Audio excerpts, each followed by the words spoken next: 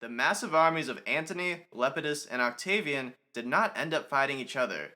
The soldiers were far too brotherly to make war on one another, and besides, they all had a common enemy. After 3 days of meetings, realizing they had similar common interests, Antony, Lepidus, and Octavian came to a conclusion.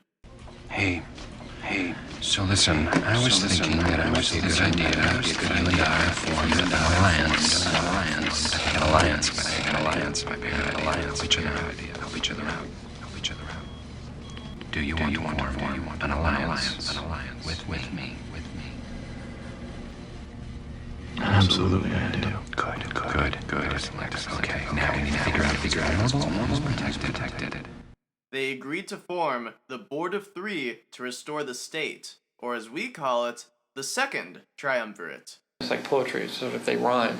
While the first triumvirate of Caesar, Pompey Magnus, and Crassus was informal, where they called in favors for each other to get what they wanted, this second triumvirate was far different. Antony, Lepidus, and Octavian could make laws without consulting the Senate.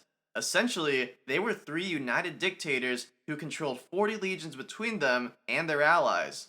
Manipulating the popular will like the Gracchi, the Senate did not vote these men these insane powers, but the Roman people did.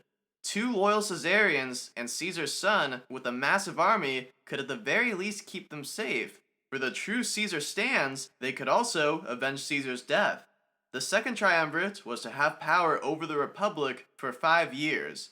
The alliance was strengthened with marriages, and Octavian would be wed to Antony's young stepdaughter, though it would be a few years before they could consummate the marriage. Immediately, their massive combined army had to be given money to keep them loyal, but they didn't have all the money to pay such an army. Without cash on hand to pay them, the obvious answer was to take wealth from the wealthy. Some of Caesar's assassins were men he had forgiven. Antony, Lepidus, and Octavian would not make the mistake of showing mercy. It is happening again. The worst of civil wars had returned. The second triumvirate reinstated death lists and proscriptions. Yes, the old ways are still best. Time is a flat circle. It's like poetry, so if they rhyme. The death lists went out. The wealth of those who were killed was seized by the triumvirs. To be proscribed, you didn't even have to have wronged the triumvirs. You could have been too wealthy and not well connected enough to them. Sometimes, even that wasn't enough. Antony's uncle, Lepidus's brother, and Octavian's family friend all made it on the death list, although it was only Octavian's relation who was killed.